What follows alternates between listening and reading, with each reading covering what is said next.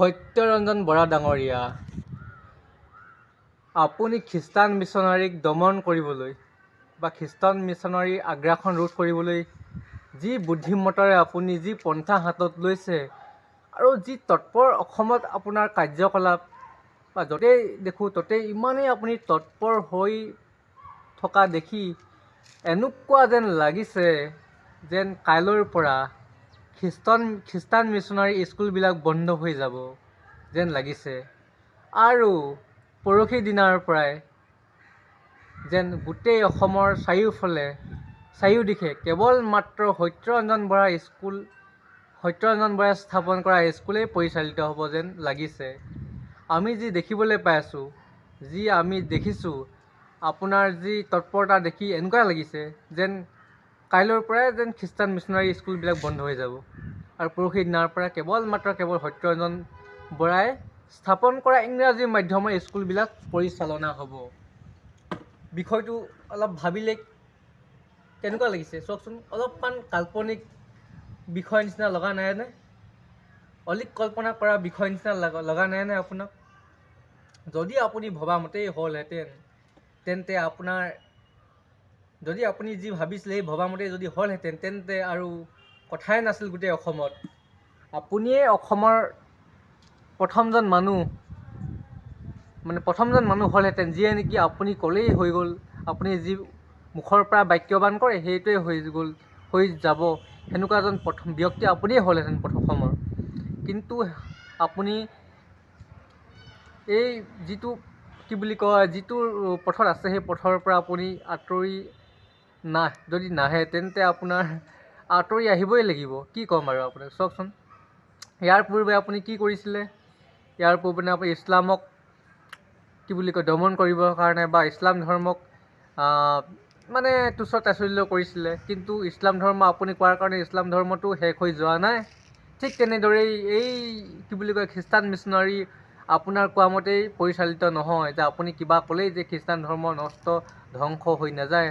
আপুনি ধৰ্মটোক direct target কৰিব নোৱাৰিলে যে সেইটো কাৰণে আপুনি কিবা এটা খুঁত বিচাৰি আছিল আৰু সেই কোনোমতে কোনোবা এটা জেগাত আপুনি এটা খুঁত বিচাৰি পালে আৰু সেই খুঁটৰ গইনা লৈ কিনে আপুনি বৰ্তমান আপুনি যি ভাবিছে সেই আপুনি মনতে ভাবিছিলে চাগে যে মই যিটো ভাবিছিলোঁ সেইটোৱে হ'ব আৰু এইটো পন্থাৰে মই আগবাঢ়ি যাম আৰু মই এদিন সফল হ'ম। কিন্তু আপুনি পাহৰি যাওক এইবিলাক কথা, আপুনি মনৰ পৰা উলিয়াই দিয়ক। কোনো লাভ নাই, এই অসমত কোনো লাভ নাই। কিয়নো খ্ৰীষ্টান মিছনাৰীত পঢ়োৱা ছাত্ৰ ছাত্ৰীসকল আৰু সেই ছাত্ৰ ছাত্ৰীৰ অভিভাৱকসকল অসমৰেই খিলঞ্জীয়া ভূমিপুত্ৰ হয়। কোনোবা হয়তো কোচ ৰাজবংশী হয়, কোনোবা আহোম জনগোষ্ঠী হয়, কোনোবা মিচিং হয়, কোনোবা ৰাভা হয়, কোনোবা গোৰ্খা হয়, তেনেকুৱা কছাৰী জনগোষ্ঠী হয়, যিয়ে হওক তিৱাই হওক, কিন্তু সকলোবিলাকেই খিলঞ্জীয়া হয়। আপুনি খিলঞ্জীয়া মানুহক আপুনি অপমান কৰিবলৈ গৈ আছে বা খিলঞ্জীয়া মানুহক আপুনি তুচ্ছ তাচ্ছিল্য কৰিবলৈ গৈ আছে। আপুনি যদি ইমানে পাৰে আপুনি মাজুলীত গৈ আপুনি একো এটা ক'ব নোৱাৰিলে।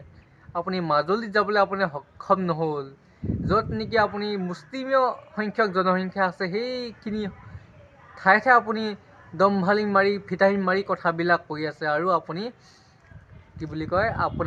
চাওঁচোন বাৰু আপোনাৰ কাৰ্যখন কিমানলৈ আগবাঢ়ি যায়, অসমৰ ৰাইজে আপোনাক সমৰ্থন কৰে নে নকৰে চাওঁচোন বাৰু। আপুনি কোৱাৰ কাৰণেই যে পিছদিনাখনৰ পৰাই যে অভিভাৱকসকল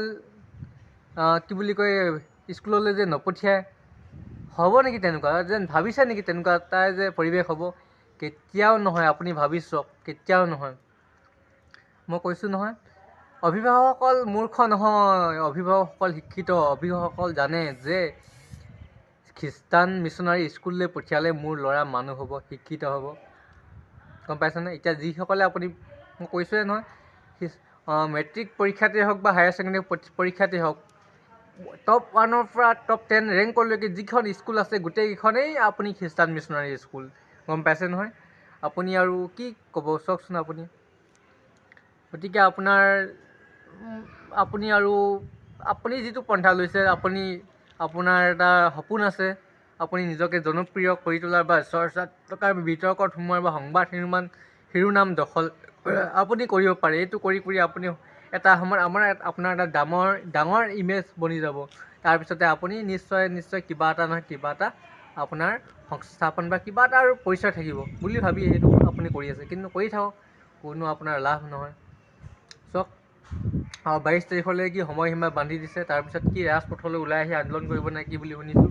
কৰক আন্দোলন, আপোনাৰ আন্দোলন কিমান সফল হয় চাম অসমত, গম পাইছে নহয়। গতিকে আৰু মই বেছি দীঘলীয়া কৰিব বিচৰা নাই।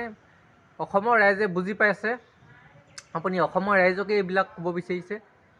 আৰু অসমৰ ৰাইজে নিজৰ ভৰিত কি বুলি কয় কুঠাৰ মাৰি নলয়। আমি শিক্ষা দিবলৈ পঠিয়াইছোঁ, শিক্ষা ল'বলৈ পঠিয়াইছে। গতিকে শিক্ষাহে পাই আহিছে ছাত্ৰ ছাত্ৰীসকলে। যে সেইখন স্কুললৈ গ'ল বুলিয়ে যে সি পিছদিনাখনৰ পৰা ধৰ্ম সলনি কৰি দিলে তেনেকুৱা কোনো কথা নাই। গতিকে আৰু কি ক'ম মই, মানুহৰ চিন্তাধাৰা কেনেকুৱা থাকিব পাৰে বাৰু, কিমান পিছপৰা হ'ব পাৰে বাৰু চাওকচোন বাৰু। কি মানে এইটো কি চকু চৰহা স্বভাৱ বুলিব পাৰি। আনৰ উন্নতি দেখিব নোৱাৰে যে, সেই স্বভাৱটো চাগে সত্যৰঞ্জন বৰাদেৱৰ গাত আছে। সেইটো কাৰণে চাগে এনেকুৱা এটা পৰিস্থিতিৰ সন্মুখীন হৈছে। কোনো কথা নাই, আপুনি লাগি থাকক আপোনাৰ কামত, সফল হওক। আপোনাৰ উজ্জ্বল ভৱিষ্যত কামনা কৰিছোঁ। Best of luck.